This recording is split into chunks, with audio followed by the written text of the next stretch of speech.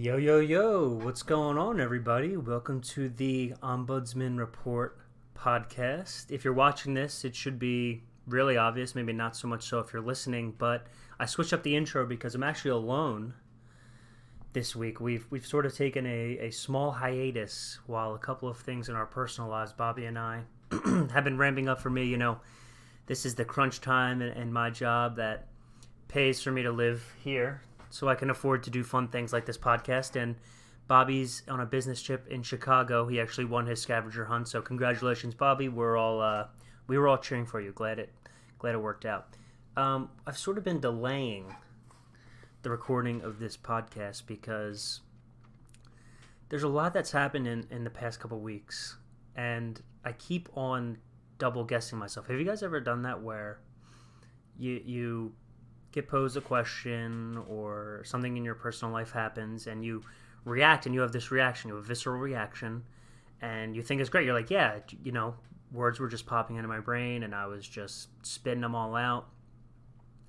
And then you sort of like, maybe you're driving your car, maybe you're just watching TV and you think, I don't know if that's what I should have said, or I said it this way, I meant to say, X, Y, and Z, and that's what I've been doing about a lot of these topics on this podcast.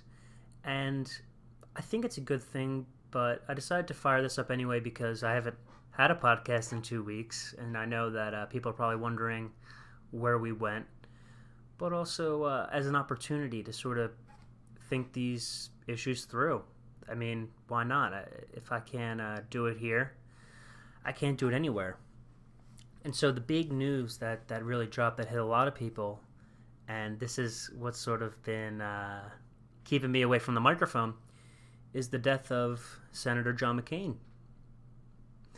Now, as you may guess, if you know anything about me or my politics, if you ever listened to the show, you could probably guess that I wasn't too big a fan of John McCain's politics or him, but I have this like weird feeling about dunking on people who pass away immediately.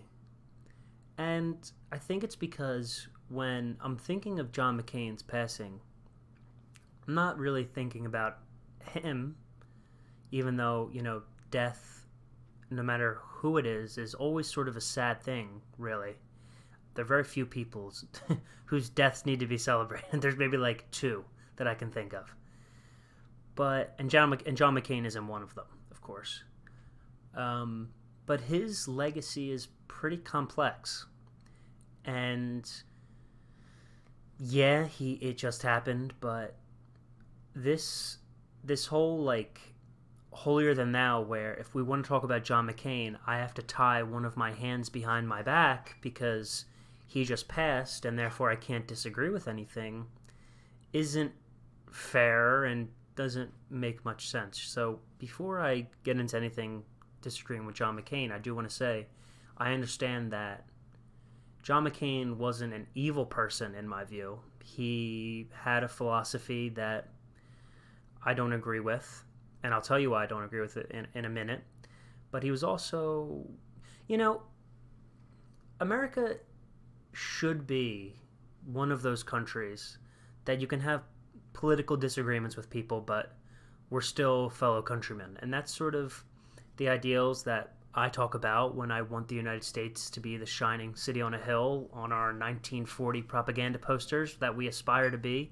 That's the kind of country I want to live in. And so I can say that even though I disagree with John McCain vehemently, I understand that he has a family and people who care about him and people who respect him. And, so I'm definitely thinking about, for example, Meghan McCain, his daughter. She seems very nice, seems very smart. So nothing I hold against him as anything to do with them as a person. And a lot of people have been getting in trouble because the legacy of McCain, I said it was complex, but the reality is that it's muddy.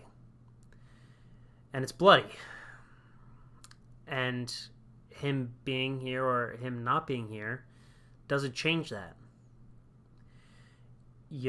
He's sort of in the last few years of his life, specifically with the Donald Trump moment, he's become like, the Democrats' ideal Republican.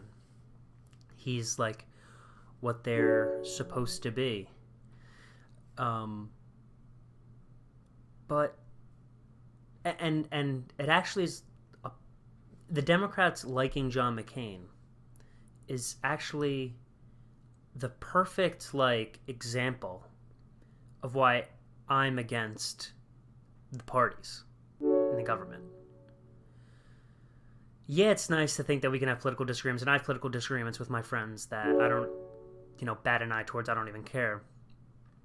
But when, these are sitting government representatives, they respect John McCain, and, they respect him for his service, what have you, but they respect him because they all agree on the important things, which were blood and raising and increasing government and growing government.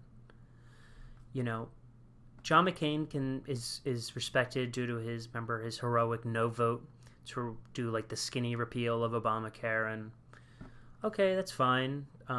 That's certainly part of his legacy, but to act like having this no vote is supposed to make him this heroic figure in American political mythology, what a lot of people...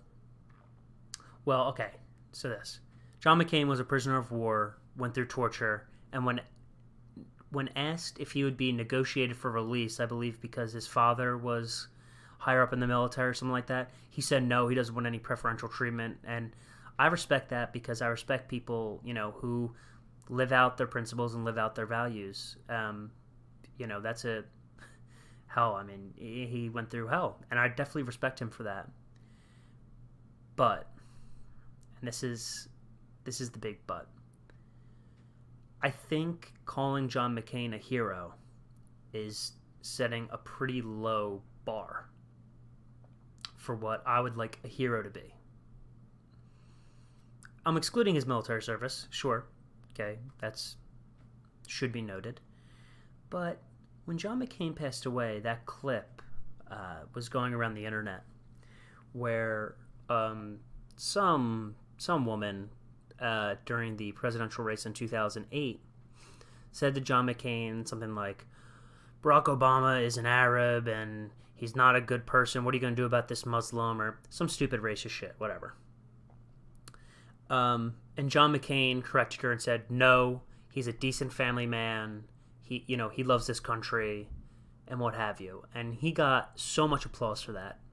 And he got, this was sort of held up as how politics should be. And look at what a great guy John McCain is. He told that woman that Barack Obama's not an Arab. He's a nice guy. And I just sat there and thought to myself, what a low fucking bar to be considered a decent human being when you're in politics in the United States. Not letting someone call, Barack Obama a senator by correcting them and saying, he's not a stupid Arab, okay, you're wrong. And everyone's like, wow, can you believe he said that? How brave. That's not brave at all. That's not brave. That's...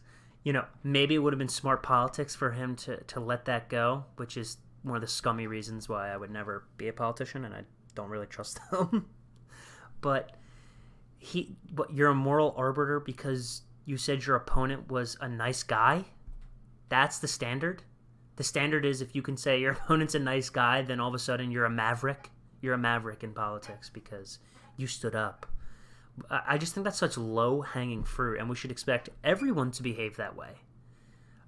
Am I crazy for thinking that, these common decency things, as I'm talking about a guy who was just killed, but he's a political figure. It's not like I'm talking about the guy down the street. Isn't that pretty low-hanging fruit to say, Obama's not a Kenyan Muslim? Thanks. Jeez. Took some real courage. I don't buy that. And so that, didn't really piss me off. It just confused me. But what really pissed me off was I was getting this feeling because I was like, I have these strong feelings about John McCain, and I was like, don't say it. Don't say it. It makes you a bad person. If you say anything bad about John McCain, he just died. You're a bad person. And I thought, fuck that. Because the reality of John McCain's legacy, okay, and I already know there's people listening. They already know what I'm going to say. They already know where I'm going with this, but it needs to be said.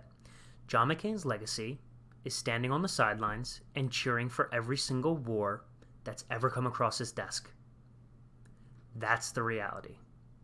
The reality is, when 9/11 happened, John McCain was on a U.S. battleship saying, Baghdad's our next stop. The reality is that John McCain was cheering for us to go invade Iraq, us to go invade Afghanistan. He was for regime change in Syria. He's never spoken up against Yemen. He was okay with Hillary Clinton destroying Libya. So how come no one thinks of their families? No one thinks of the poor, innocent people in Libya who had the United States, come turn their whole world upside down, right? There's no one, John McCain's family isn't thinking about the children in Afghanistan who, according to reliable reporting, there are kids that hate when there's a clear day in Afghanistan because that means the drones can fly. Okay? It was a good point. Someone brought it up. I forget his name. I wish I had his name, and I should start writing these things down. But I was listening to a podcast, and someone brought up the point that, I think it's next year will be 18 years that the United States has been in Afghanistan. Next year, there will be American kids, okay, 18's a kid. I don't care what anyone else says. Think about yourself when you were 18. I, personally, was a fucking idiot. Maybe you were smarter than me, you probably were. But an 18-year-old next year, people who are going to be patrolling Afghanistan weren't even alive when 9/11 happened. Doesn't that just make you wonder why we're there? Everyone says, we can't leave Afghanistan because then the Taliban will take over. The Taliban basically already run the country, if we're being honest. You're not getting rid of the Taliban in Afghanistan. It's unfortunate that Pakistan helps them, and, we sort of can't do too much to twist Pakistan's arm in that regard because they are a nuclear armed power, and we need to work with them for things like the Kashmir region with them in India. That's a whole different podcast. But anyway, Afghanistan, yeah. Why are we still there? And we're still here now, and now I'm reading things in, I think it's the American Conservative, where, no, it can't be the American Conservative. It might be National Review, where the United States people just need to muster up the courage and really commit to Afghanistan and commit until we get a peaceful process. We've been there for 18 years. If the peace process isn't happening, as I said, there are kids with PTSD that will never like the United States. No matter how many pamphlets, no matter how many jean shorts and bell bottoms we drop on them, it's done. It's done. We ruined the hearts and minds. And that it's not just like that for Afghanistan. It's like that all over the Middle East, all over places that John McCain was more than willing to bomb. One of the most disturbing sentences to be sung out of a human being with any type of real political power is John McCain singing to the Beach Boys' Barbara Ann, "Bomb, bomb, bomb, bomb Iran." We have to go bomb Iran. Okay, that was his policy position. Does that sound like a good guy? It doesn't. And you can play all the word games you want with Iran is evil, Iran's bad, blah, blah, blah. Yeah. I get it. They do. They're awful. But we've shown time and time again that when you want to go to war in a country, when you want to start funding rebel groups, okay, you say the objective is to support democracy or some bullshit. Remember they were trying to sell that in Syria? Well, we're gonna oppose Bashar al-Assad and it's gonna be a nice democratic republic. Bullshit. You know what happens when you get involved in these wars and you start funding rebel groups? Innocent people die. So when you're saying bomb, bomb, bomb Iran, you're trying to drop bombs on innocent women and children, John McCain. And we just saw it in Yemen. Oh, they tell you not to worry. Oh, weapon systems are so advanced now. They can shoot a missile through a window, and so it just kills the terrorist.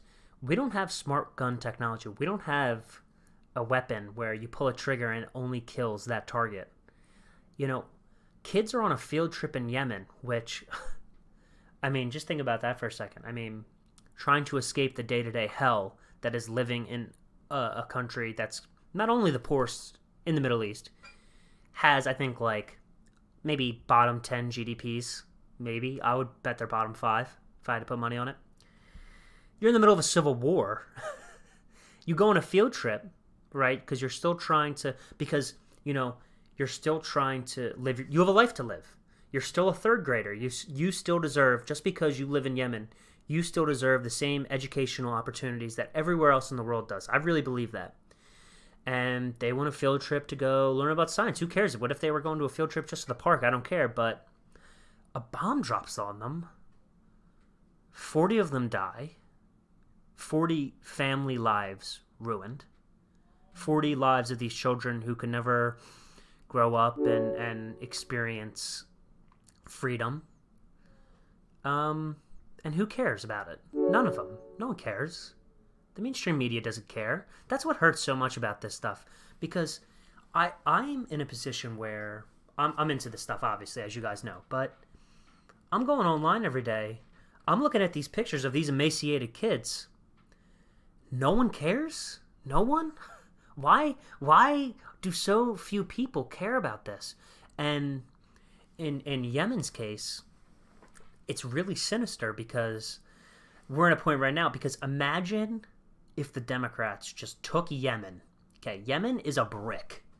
They could take this brick and smash it over Donald Trump's skull.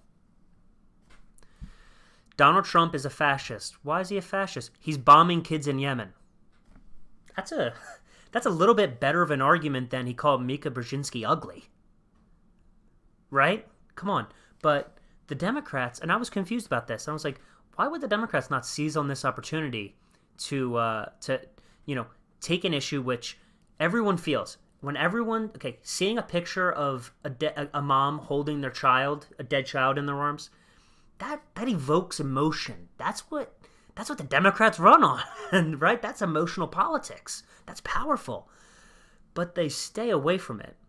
And the reason they stay away from it is because their guy, Barry O, the coolest, president in the country. Yeah, Barry O, so cool. The reality is that he was completely on board with giving Saudi Arabia these, whether we're refueling their jets, we're giving them logistical info, or we're identifying strategic targets. He's all in. Barack Obama is pro dropping bombs on kids. They all are. And so they're scared that if they bring it up, then I guess the Republicans will turn around and say, actually, your guy started it. And actually what I'm more scared of is that the Republicans would actually argue we should be in Yemen. And if they argued that, man, I kind of just want Trump to stay away from it unless he's going to help. Why can't Rand Paul get into his ear about saving Yemen? That would be awesome. Because remember, Donald Trump in his campaign was against all this bullshit in the Middle East. I feel like every podcast I do, I just go back to the Middle East and these wars, but they matter, okay? So don't tell me what I'm supposed to talk about. And I'll get back to John McCain, don't worry. But in the beginning of his campaign, he was sort of like, why are we in Iraq? Didn't that fail? Didn't we just lose a bunch of money and kill a bunch of people, and we're still there? What's the whole point of this bullshit? And that was really powerful. A lot of people were finally like, yes, thank you. Someone said it. But he sort of just, I guess someone got into his ear. Again, I've said this 100 times, but it takes a real act of courage to sit in a situation room with a bunch of generals and say, we're not doing it. We're not doing it. No, screw you. Go kick sand. We're not starting any more wars. And the wars mean everything to me because it is the state using, it is just pure bloodshed. And there's no point. Why are we in Syria? Why are we even trying? You know, I was talking to a girl, I forget where, but she noticed that I was interested in politics, and so she started asking me about Douglas Murray's The Strange Death of Europe, because I mentioned that I read it a couple months ago, and she noticed that I was sort of like waiting with my answers. I live in Hoboken, so everyone's liberal, and I sort of was like, she was like, tell me what's it about. And I was like, well, it's about how, you know, cultures clash and demographic. She was like, oh, you're a right-winger, so you're scared to talk about it. And, you know, and I go, well, you know, not really. I'm more into the anti-war. And she's like, no, well, America's the good guy. America has its interests in the world. We're the good guys, and we have to go help people. And it was just so perfect, because that's how I think a lot of people approach this thing.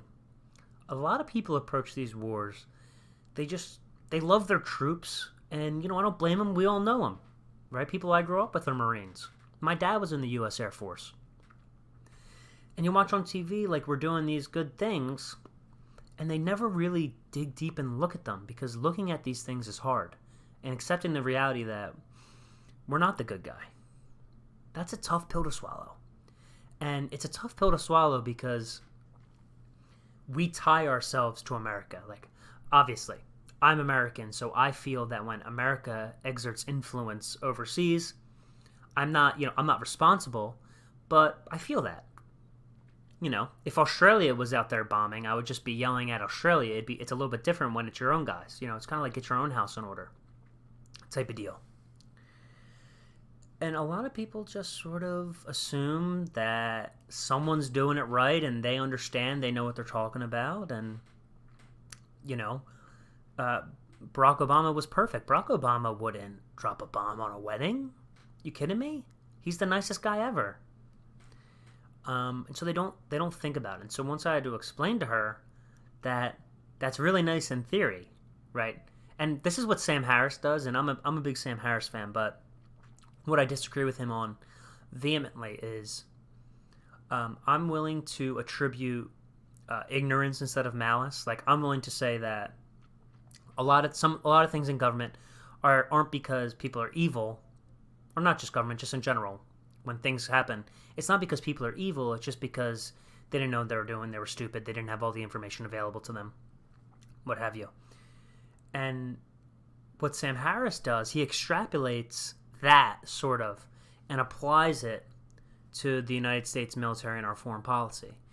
And so he'll say, you know, no. See, the United States is actually in Yemen because the coalition is supported by the Hadi government, who, you know, was the vice president of Salah, and it was somewhat of a democracy, and they're in the international order, and so we need to go over there and provide security, and we're just helping a little bit. Or we go to Iraq, you know, he won't defend the Iraq war, obviously, but defenders of the Iraq war will say stuff like that, and they'll just be like, oh, but no, they want democracy, and they want freedom, and all this stuff. That sounds nice.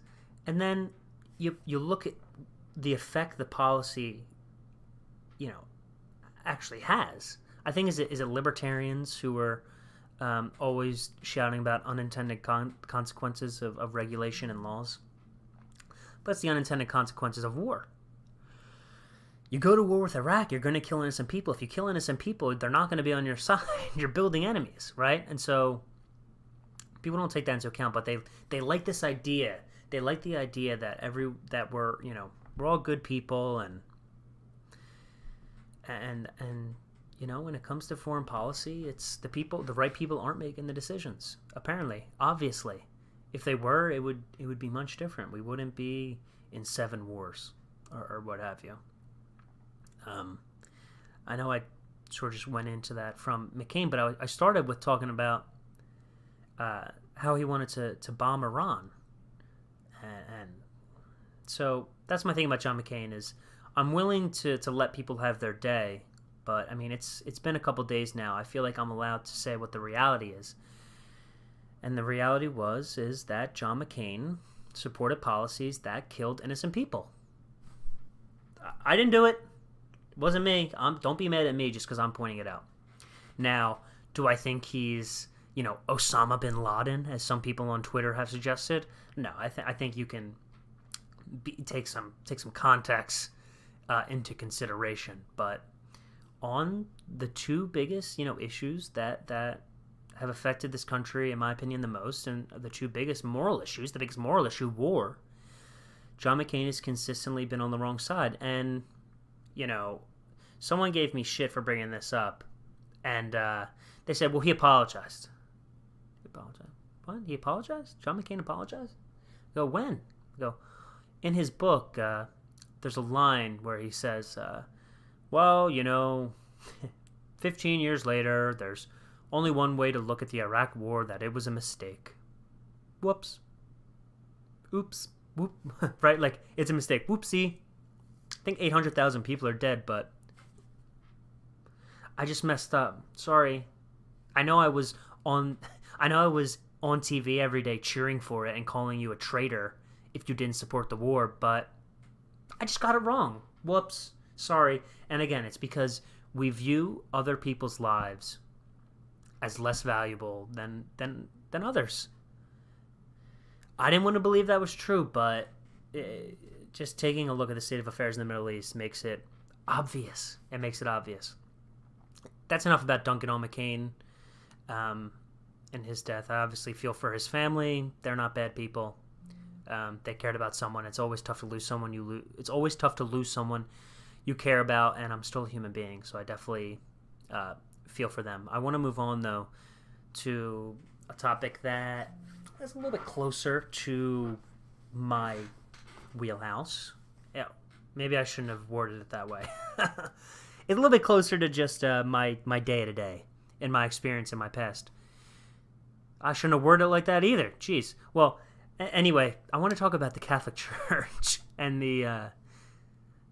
shouldn't be laughing, but the pedophile scandal, the revelations that have been coming out, and sort of as the backlash forms against the church, rightly so, as it should. It should not be accepted, obviously. But if you weren't aware, a report came out that was sort of detailing what happened in, I believe it was 7 archdioceses in Western Pennsylvania. So no diocese that I've been involved in. I went to school in Philadelphia. I was part of the Archdiocese of Philadelphia for a while.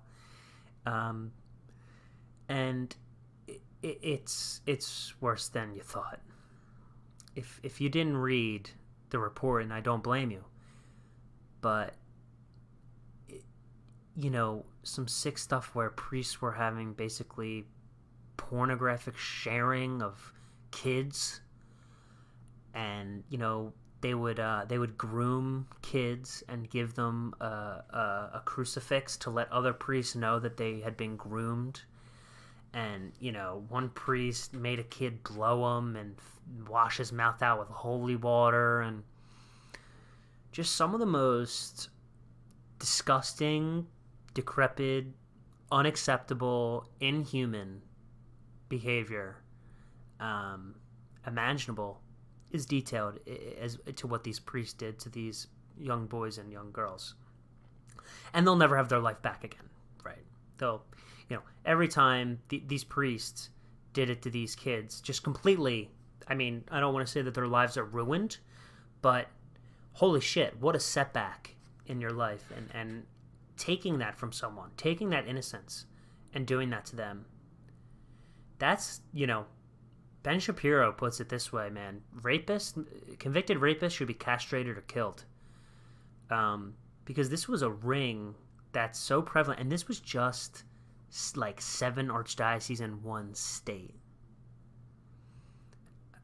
It's obviously got its feelers and tentacles all throughout the archdiocese around this country and around the world. I can't even imagine what that these disgusting priests did in let's be honest, in places like the third world where there isn't accountability, there isn't this type of responsibility and towards the welfare of children. They were basically having free reign. It's disgusting. And the Pope And basically all of the Catholic's leadership's response to this has been nothing short of appalling. Appalling in how I could never imagine, overlooking pedophilia to save a pedophile's ass or to save my company name. I could never imagine. This is what I don't get about the people who protect Joe Pa at Penn State. Remember when Jerry Sandusky was doing this to these kids, and I said, he knew, and people were like, well, it's a tough situation, you go to your direct superior and they don't say anything. If someone's touching kids, okay, if you don't beat the shit out of them right then and there because you saw it, you go to the police immediately. Stop. Okay? What matters? The name of Penn State or kids? In that case, they chose the name of Penn State. And that's the wrong decision. The welfare of children should always be put first. Why is that? It's not even controversial. Why is that just not more prevalent in these organizations? Well, I guess it would be because they have a problem, and that's why they have a problem. The way that some of these cardinals are reacting to it, too, is so disgustingly callous. I mean, I think it's a Cardinal Wuerl from Pennsylvania, said something like, oh, it's not prevalent, we got a lot of issues to take care of, basically scoffing it off, as if like it's a jinky doorknob, right? Like, yeah, but this whole place needs a coat of paint, all right? We'll worry about the doorknob later. You have priests raping children. That should be priority one. What the hell are you doing even here, dude? You should be out there fixing this. You're supposed to be a man of God? Such bullshit. So the conservatives, it's been mostly conservative, are speaking out. And good on them. Obviously, they have their, cards in the right order, if that's the saying. Because I think someone said, they're like, the New York Times or the Wall Street Journal said, basically that the Pope is kind of addressing it, but conservatives are pouncing on the Pope because he's not conservative enough, and because he's pro-gay marriage, and because he's, all of this, because the Pope now, Pope Francis, is a very liberal Pope, which, on social issues, I'm okay with. I'm okay with the Pope being for gay marriage. I don't know why the Catholic Church is still fighting that battle. Because it's like, people used to get married in China, dude. You know that marriage isn't like a Christian thing they made up one day. You know that humans have always been monogamous and like breeding, right?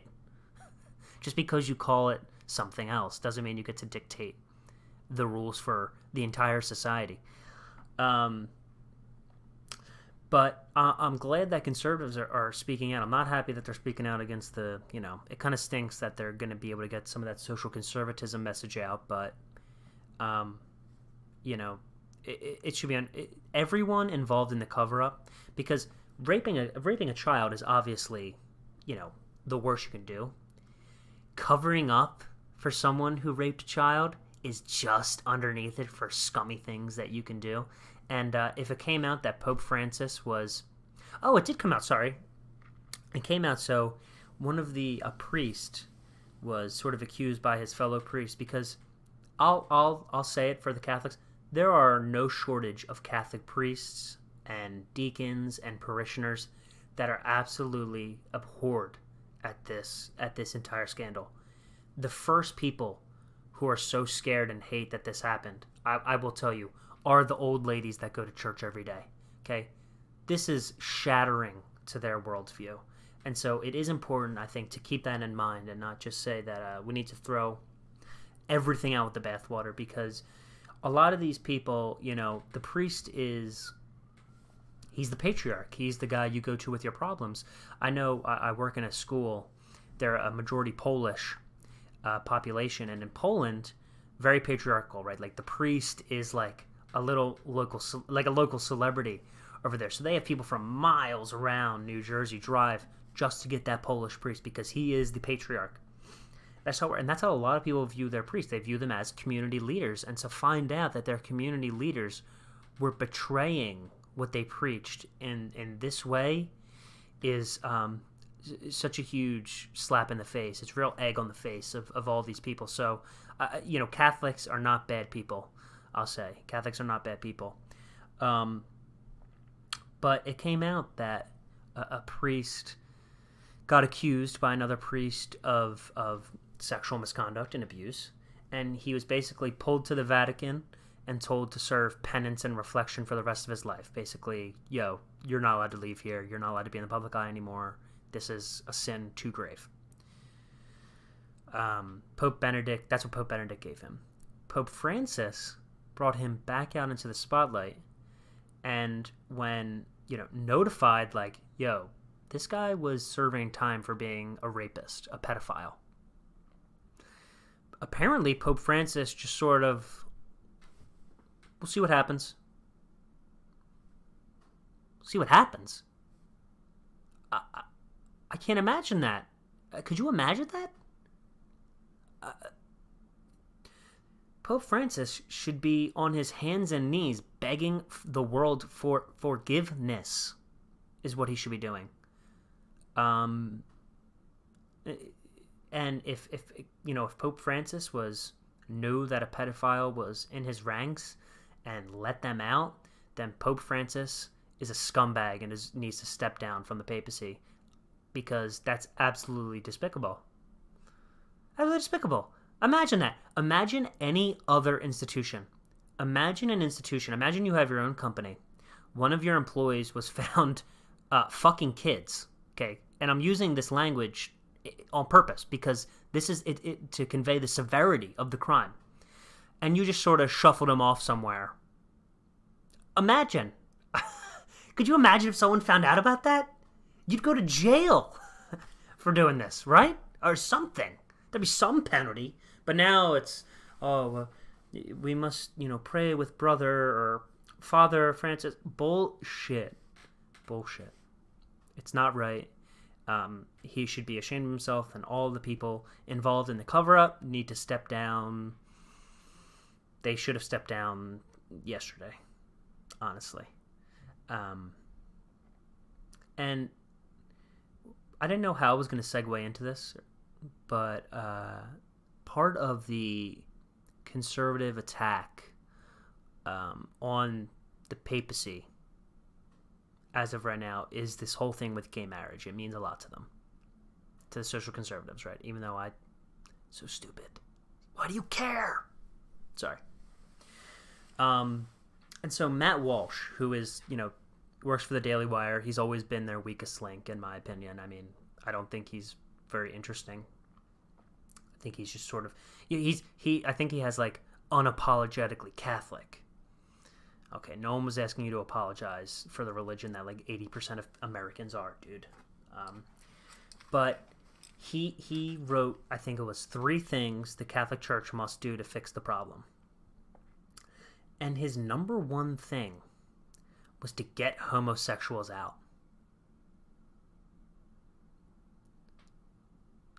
I mean, for people who are not watching, I'm just like staring blankly at the screen, shaking my head.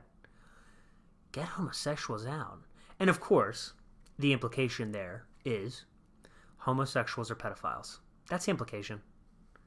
And how you call yourself Catholic and think about that, how you can be an American in 2018 and think that means that you're ignorant. It just means you're ignorant. You're an idiot. Dude, what are you talking about? Well, they're homosexual, they come in and it's a priest. Listen, pedophiles apply for, pedophiles to act out their pedophilia are attracted to positions of unquestioned moral authority. Okay, this is why pedophiles are priests. This is why they're coaches, right? Why they're doctors, trainers. They work themselves into a position of power to where parents feel safe leaving their kids with this adult, and they can do whatever they want, right? Wasn't there a story of like the Cub Scout leaders and stuff, and they had to sort of implement new rules where a parent has to go with the Cub Scout leader to all trips and stuff like that? And so it's not homosexuals. It's these pedophiles that are, sick in the head, go to positions of power so they can abuse it. You're not going to be a very active pedophile if you're a mechanic, Matt Walsh, or or if you're a data analyst at Merrill Lynch. Sorry, I'm sort of like joking around with the subject method, but really, is it really homosexuals are the reason there's pedophilia, dude? That guy's so thick in the head. My goodness. And I guess since we're talking about rape and stuff like that, did you guys see that Louis C.K. did a set in New York? He popped in like nothing changed. I have mixed feelings about this, and the reason I have mixed feelings is because he wasn't in jail. Obviously, what he did wasn't illegal. It was unethical, and it was wrong, and it was gross. But it's like when you're shamed and you're outcasted, at what point do you become a human again? And that's a really interesting question. Like, not just in Louis C.K.'s case, but someone like Justine Sacco, the girl who made an age joke on Twitter on her flight to Africa and woke up without a job. All her family and friends hated her, and her life was ruined. When do they get to become a person again? And obviously, I'm not comparing the two cases. I'm not comparing making a joke on Twitter to jerking off in front of women who didn't want it, because that's what Louis C.K. is credibly accused of and said he did. But a year? 2 years? 3 years? I don't understand the thought process, but then again, Louis C.K. has fans. People will definitely go and see him. No matter when he comes back to comedy, there's gonna be a shitstorm, as there rightfully should, right? I don't know. Just interesting to think about. When, after how long you've been shamed. I guess it depends on the crime, obviously. But what I didn't enjoy was I saw a bunch of people lumping in Louis C.K., Aziz Ansari, and Chris Hardwick. The Me Too movement is in a lot of trouble right now with Asia Argento, one of the first proponents, one of the founders, really, of the movement, has been credibly accused of she had sexual relations with like a 16 or 17-year-old, and she was like 34,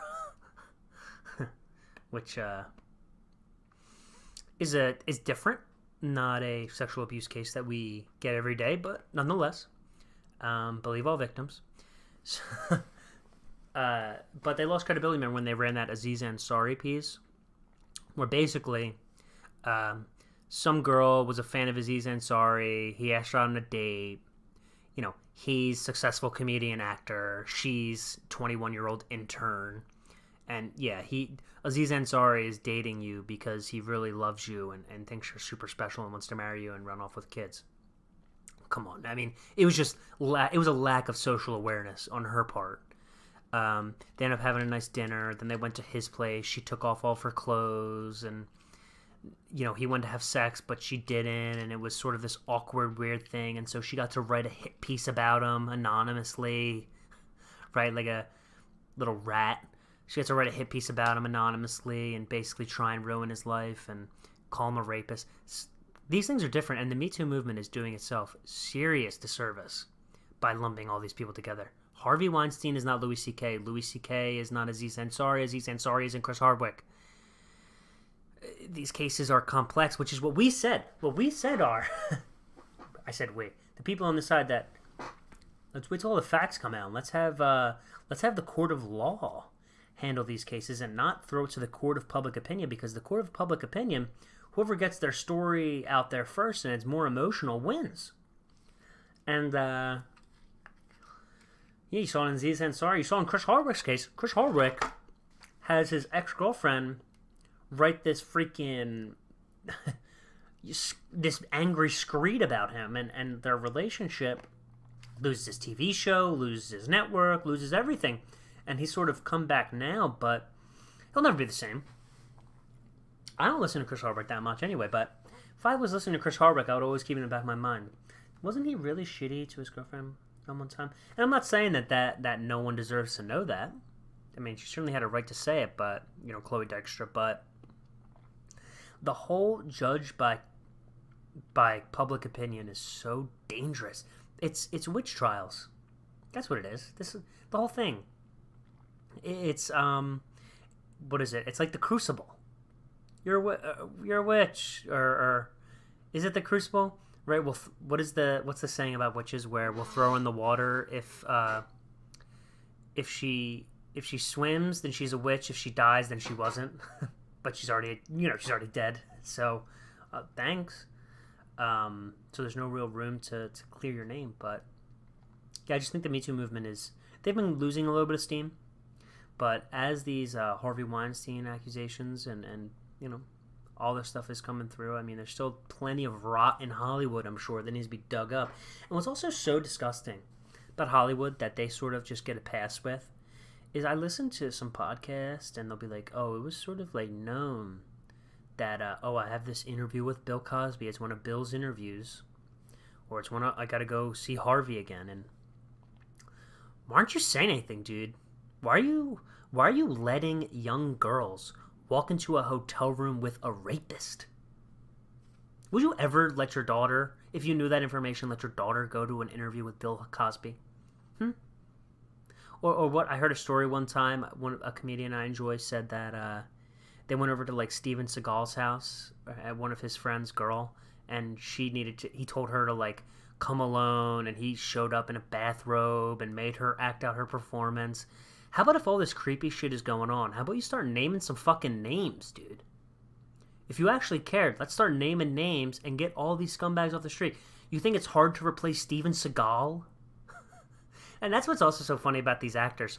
There's like 5 good actors, right? Like, I don't like her, but like, okay, Meryl Streep, like, okay, respect.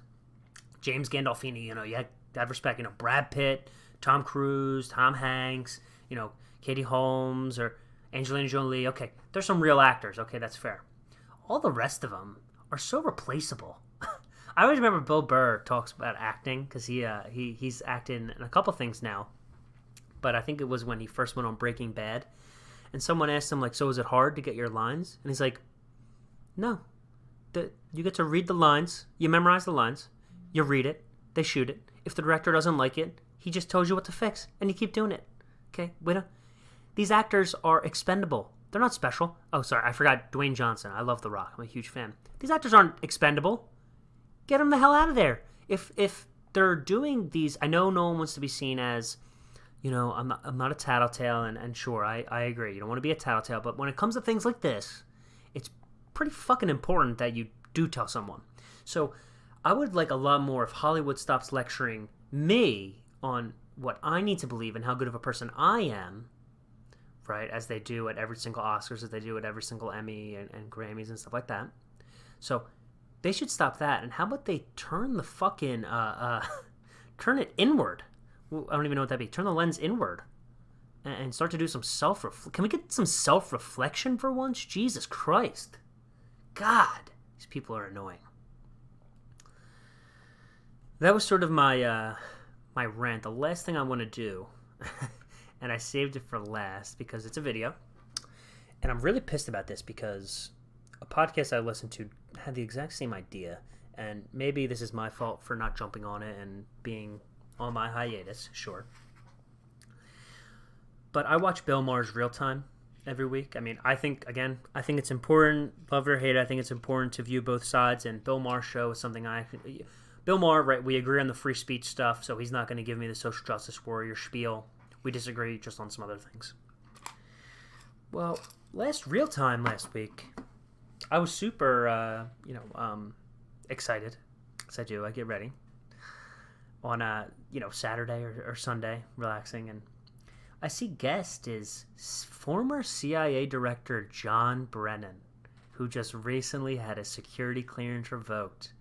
And I thought, fuck yes, I'm going to play this on the podcast, because I already knew. As soon as I saw his name, I said, I can't wait. My jaw is going to drop when the bullshit starts spewing out of this mouth. So, without further ado, why don't we play this video, take a look of Bill Maher interviewing former CIA Director John Brennan. First, he is a distinguished scholar at Fordham and the University of Texas and was President Obama's CIA director who, you may have heard, recently lost his security clearance, a true American patriot. John Brennan. John, great to meet you. Thank you. Well-deserved standing up. All right. If you would have told me, sorry, I guess not me because I'm not old enough, but that Bill Maher's liberal audience would give a standing ovation to a former CIA director who was in charge of the drone program in the United States, I would have said, shut up, you're crazy. But here we are. You saw it. You saw it here first. Bill Maher. You know, John Brennan's an American patriot, and he deserves a standing ovation because he was the head of the United States drone program, but don't worry, we're all really still liberal. Okay, go. Yes, I don't usually say it's an honor to have somebody on my show, but it is an honor to meet you and have you here. And I want people to know, we had this booking a long time ago. This isn't just because of the events of recent weeks. You were scheduled to come here. I'm so honored to meet you. And, you know, some people on the right have accused you of wanting to monetize. That's their argument against you. You're not here to monetize anything, are you, John? No, I am not. I didn't ask to keep my security clearances. Former directors don't do that. We keep those clearances because sometimes those in government want to be able to avail themselves of our experiences, our expertise, or knowledge about certain issues. So people serve on commissions. Sometimes they serve on private sector boards, whatever. But this is the first time in 38 years that I haven't had a security clearance, and the basis for the revocation is bogus. So did you hear that? Did you hear at the end there, that important part at the end? So Bill Maher says, you know, John, people are accusing you of wanting to monetize from your security clearance, and you're not here to monetize it, are you, John? First of all, when did Bill Maher become fucking Jimmy Fallon with these softball questions? So, heard you got a new movie about baseball coming out. Do you like baseball, John? What are you doing, dude? I thought this was supposed to be a political show. Could you give him an easier fucking question? But, and he gives him even easier questions than that, believe it or not. But, did you hear at the end there where he goes, no, we keep our security clearances because sometimes those in government want to ask people for their expertise and their knowledge, which doesn't make sense in any other realm, right? So I'm supposed to believe that John Brennan is the key. John Brennan is the one that runs our CIA. If John Brennan didn't exist, there wouldn't even be a CIA. Do you know his knowledge? Do you know his expertise? Let me tell you something. Okay, if there was, do you know why the security clearance is so important? Because if John Brennan had a national security concern, and there was someone really threatening to do this country, we just couldn't figure it out with John Brennan. He's way too important to our national security. Which one, I don't believe at all. And two, you have to remember why John Brennan got his security clearance revoked. Because he was talking shit on Donald Trump. So Donald Trump said, okay, screw you. And could you imagine working for Nabisco? And you work for Nabisco for 20 years or whatever it is. And then they get a new CEO. And you just shit talk the CEO nonstop. Just nonstop, you're just shit talking the CEO. Eventually the CEO goes, hey, yeah, you can't come to the fucking meetings anymore, dude. Like, whose side are you on? You know, and so I don't blame him for taking away the security clearance. Because I don't believe that John Brennan as an individual is all that important to United States national security. If you believe that John Brennan is what's keeping America safe from all the terrorists, then you are naive as hell, and something's definitely wrong. Why does this one guy have all the knowledge to defend us? I mean, Jesus Christ, we're putting all of our fucking eggs in this basket? And then at the end, you know, he goes, sometimes they serve on commissions, or some of them serve on private boards. So they do profit off their fucking security clearance, do they, John? So the answer to the question of do they profit off their security clearances is yes. It's yes. Mr. Trump and his administration didn't adhere even to the process that they reaffirmed last year. And the politicization of security clearances, either the granting or the revocation, is a real threat to our national security, which is why so many people came out and opposed his action. And so I certainly hope... So many people came out for you. Admiral McRaven said, he said, please revoke my security clearance. It would be an honor, considering what you did to Brennan. Yeah, so... So I guess security clearances aren't exactly that important to national security. I mean, if you're just going to give up your security clearance, Admiral, you're just going to give up your security clearance? What if we need you? What if there's a terrorist about to set a bomb off in Manhattan Harbor? We need you. You can't revoke your own security clearances. That's a disservice to the country. That's a threat to national security. Exactly. Because that's bullshit. It's not a threat to national security. It's just a symbol. And John Brennan not having his security clearance, we're just as safe as we were when he did have a security clearance. Actually, I'll argue, maybe even safer, because now he's not going to be giving guns to terrorists. Okay, keep going, Bill. Everybody with a brain is on your side.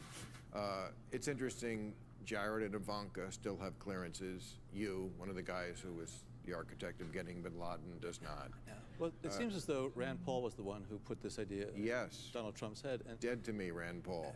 Yeah, well, Rand Paul has never served on the Intelligence Committee. He knows not of which he speaks, but yet he has this impression that I'm monetizing security clearances, so he continues to spout out on these issues. But again, I believe very strongly in the principle that national security is one of the most sacred and solemn professions in this government. And every American citizen deserves to have national security professionals, intelligence professionals, who are not going to be political, not going to be politicized, and no president ever should take that capability away from them.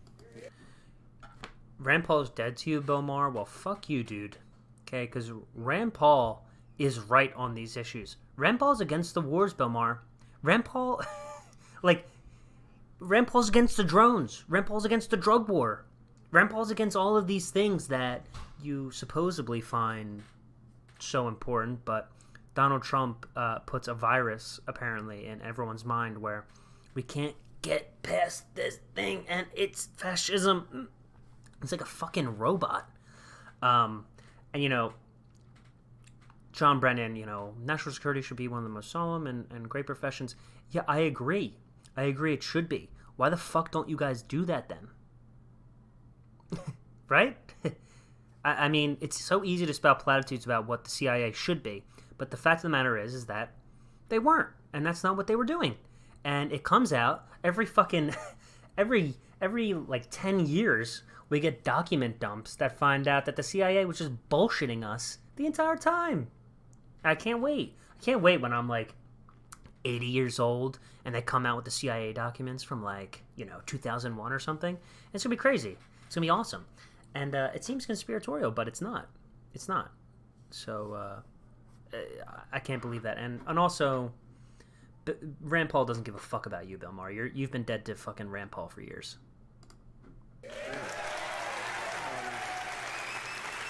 So, I've been having a hell of a time here on this show trying to get my guests to say the word treason. I think the president is guilty of that, and you used terms like that. You said after Helsinki, it was nothing short of treasonous, which sounds to me like treasonous. And then I noticed this last week, some people tried to get you to take it back, and you wouldn't. And again, I don't understand why people are so reluctant. I get it, it's a scary word. It's like, don't break this glass case unless you need the... But when it's time to break the glass case, don't not do it just because it's a glass case. Yes, and I'm not an official of the Department of Justice where I'm issuing an indictment of Donald Trump on treason. But there are two principal reasons why I use that term. One is that I think I exhausted all the other adjectives in the English language to describe Donald Trump's failure to fulfill his responsibilities. I just want to make the point that John Brennan, about 2 seconds ago, told us that national security officials shouldn't be politicized. But then he just said, I've basically been in the media politicizing myself and the national security team Trump's entire presidency. So, okay. He's as president of the United States, number one. Number two, but when I saw him on that stage in Helsinki, failing to be able to say to the world and to Vladimir Putin, Russia tried to interfere in our election. It never should have happened. It never should happen again. And if it does, Russia's going to pay some very severe consequences as a result. But he didn't do that. And so treasonous is defined as a betrayal of trust as well as aiding and abetting the enemy. And so that was the word that came to my mind. Now, I'm so glad that John Brennan just defined treasonous for us as aiding and abetting the enemy. Aiding and abetting the enemy.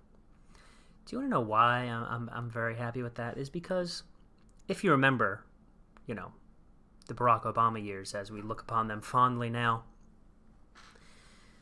remember that whole operation when the Syrian civil war was starting where the United States, because we always got to get our fingers in there, was picking groups on who to sponsor, right? And the CIA ran guns and weapons over to Syria to rebel groups. We were told, you know, these are the Democrats.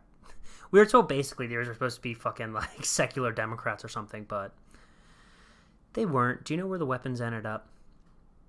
ISIS. Al-Qaeda. Do you know who's our enemy? You know who's been our enemy since the Twin Towers fell down, John Brennan? ISIS. Al-Qaeda. What's more treasonous? I'm just doing a thought experiment. You know, I haven't thought about this before, but talking to the second strongest world power, nuclear armed power, and trying to better relations, Russia, in Helsinki, or, and this is a big or, and I haven't really, you know, even decided myself, because talking to Russia is a pretty damning offense. So talking to Russia or giving weapons to terrorists. Giving weapons, and, you know, in Yemen, the AP reported 2 weeks ago that we gave weapons and cash to Al-Qaeda in the Arabian Peninsula to help out our guys in Yemen. What's more treasonous, helping out the guys who did 9/11 or international diplomacy, trying to shake it up? I mean, just off the top of my head, I mean, and maybe you guys can convince me. I'd love to be convinced, but sounds like John Brennan giving weapons to ISIS is a little bit more of a fucking problem in my wheelhouse anyway than Trump talking to Russia. But that's just me, and I'm crazy. Again, I get it. Now, I wasn't expecting Vladimir Putin to say, okay, you caught me. He's going to continue to deny this. But this was an opportunity for Donald Trump to fulfill his responsibilities, to say, Russia, cut this out. Don't do it again. And if you do it, you're going to pay a cost. And be able to say to everybody, and if he said that, he could have said, now, though, we have to work, United States and Russia, to be able to try to enhance stability and security around the globe. There are important things for the United States and Russia to do. I am very much supportive of trying to get relations between the two countries back on track. Critically important, the two largest nuclear superpowers in the world. But that's what I'm screaming, John. We cannot ignore what it is that the Russians try to do. And so when Donald Trump failed to do that, I was irate, because I know how hard that professionals here in the intelligence community work to try to keep this country strong and safe. And for Donald Trump to be up there and to fail to say that, he takes their side and not ours. That's a traitor. He calls you a lowlife. You, who spent your life defending this country, especially after 9/11, when we had all sorts of problems, and it could have gone way worse than it did. Well, it went pretty fucking bad, Bill Maher. I mean, you made an entire second half of your career going after people just like John Brennan for things exactly like what happened after 9/11. He said about General Clapper, is he a general? Yes, he was. Yeah, yes, he is. that they got to him. Like you could get to a guy like that. It's not on our side. You're not on our side. You are a traitor if you're attacking our generals and admirals and people who keep us safe.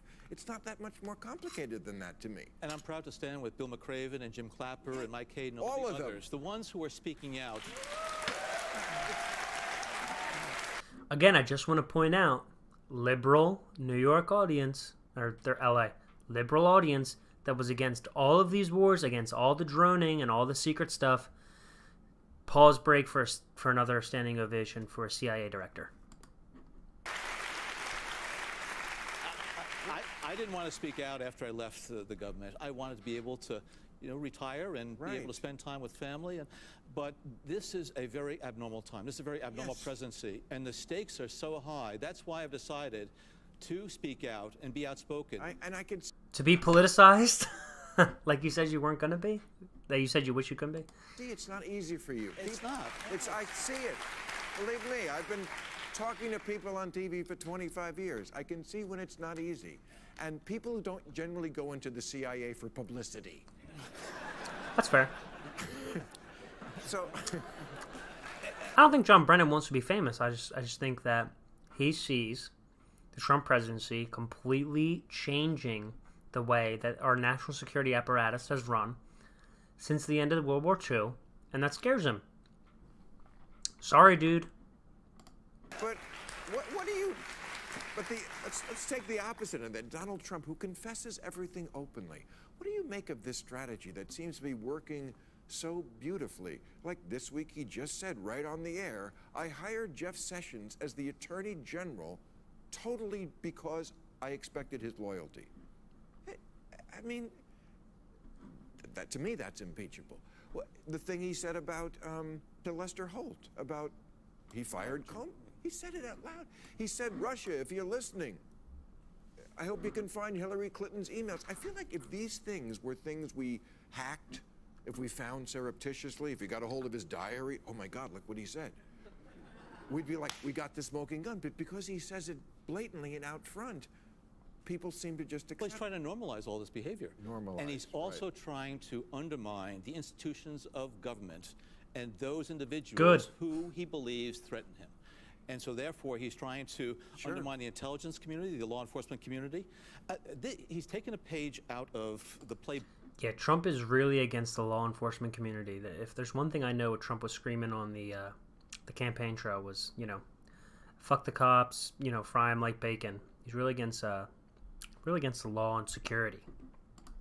But no, he's not against the law and security. And this is what gets me so pissed is that I'm not even... Sorry, I gotta... Who tried to use intelligence security services to go after their rivals. So Donald... Sorry, I had a mistake right there with the video. Donald Trump isn't against law enforcement. Donald Trump's against the deep state.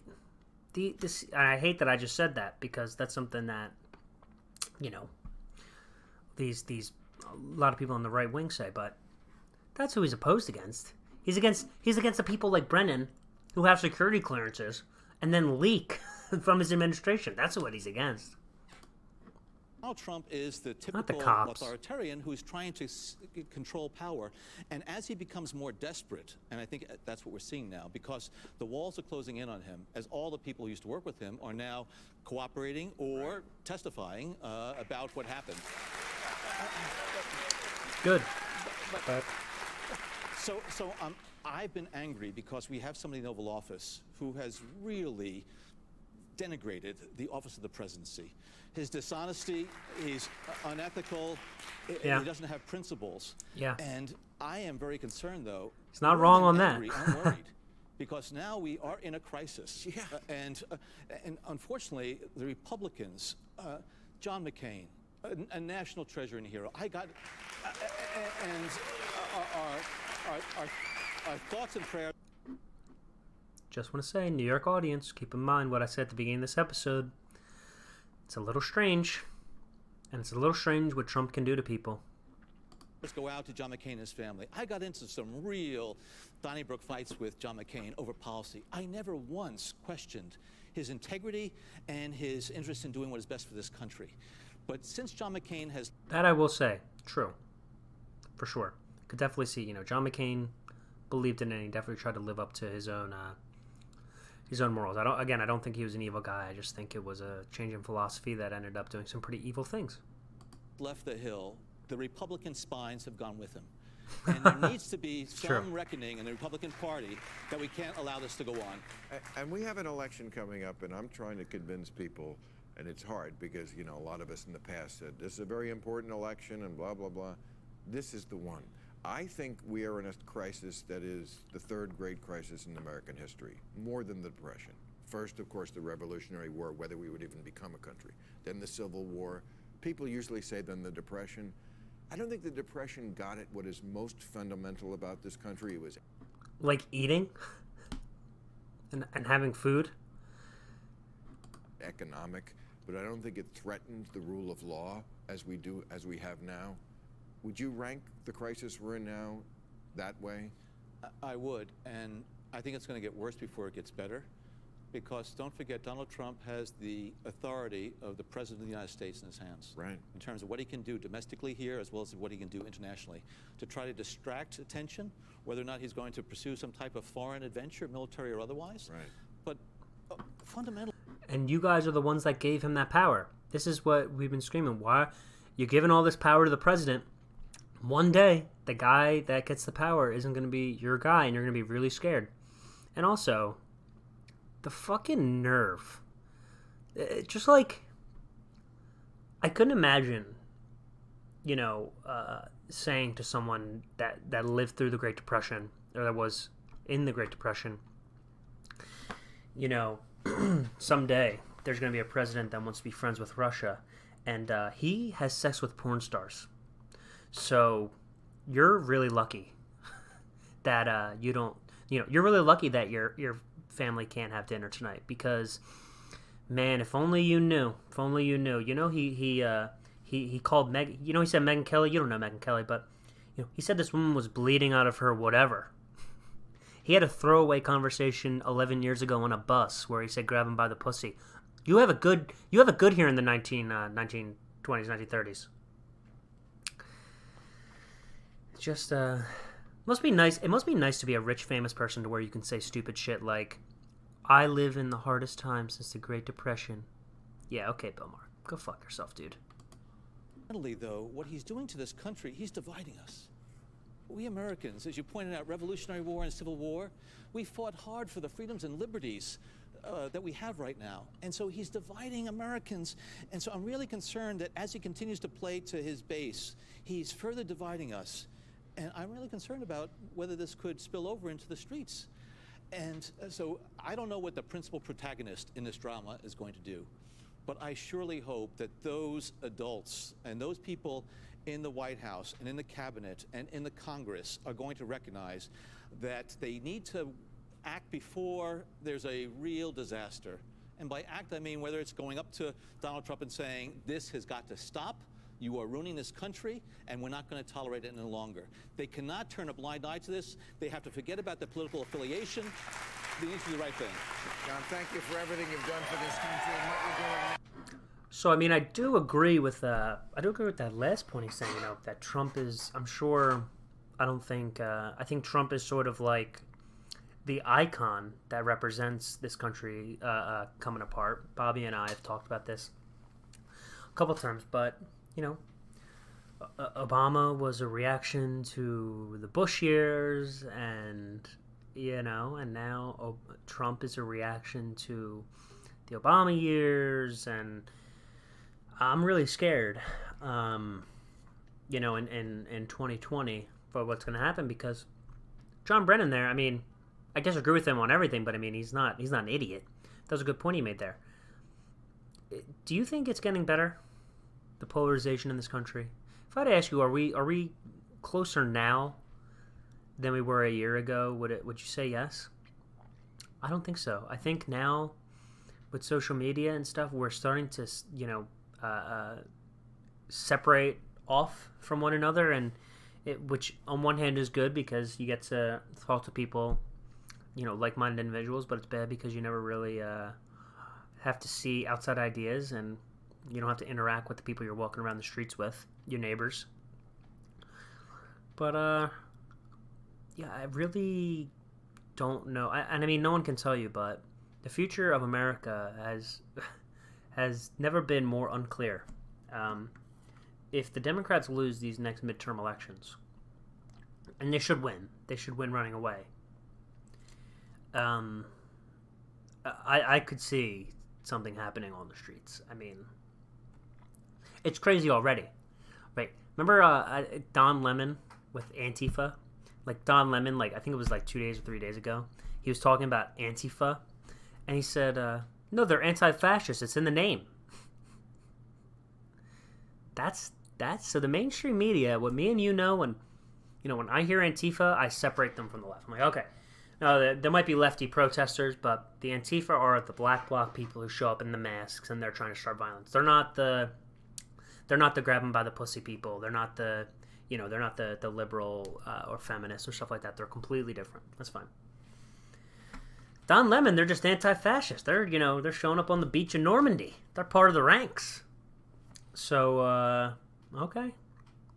We'll see what happens. Sorry I've sort of been eating Altoids throughout this podcast, but they were sitting here in front of me, so I had to indulge. That's going to be all of it for me. I hope you enjoyed this solo podcast. I know I went 1 hour and 16 minutes. And which is a pretty long podcast even for me and Bobby, but to do it by myself, man, I didn't think I was going to get to 30 minutes. I guess I got a lot to say about McCain, wars, and this asshole John Brennan. All right, everybody. Well, if you made this far, thank you so much for listening. This is the OR Podcast. My name is Matt Sparrow. You can follow me at Planet Politico. Make sure you subscribe on YouTube, on iTunes, wherever you listen to this podcast, on Google Play. Give me a follow on Twitter. Give Bobby a follow on Twitter at BobbyJPolitics. He'll be back with me next week for the pod, and we'll get back to normal schedule. We're back to doing one a week. All right. Thanks for watching, guys. Have a good one. Peace.